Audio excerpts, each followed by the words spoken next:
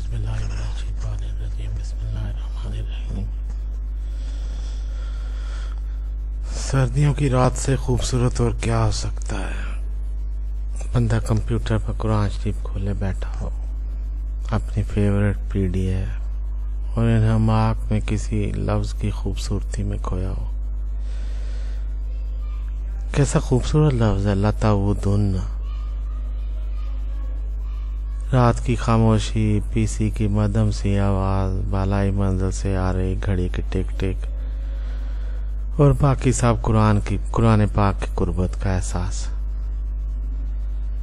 कितना मज़ा आता है सर्दियों की रातों को, तिलावतों और नमाजों का।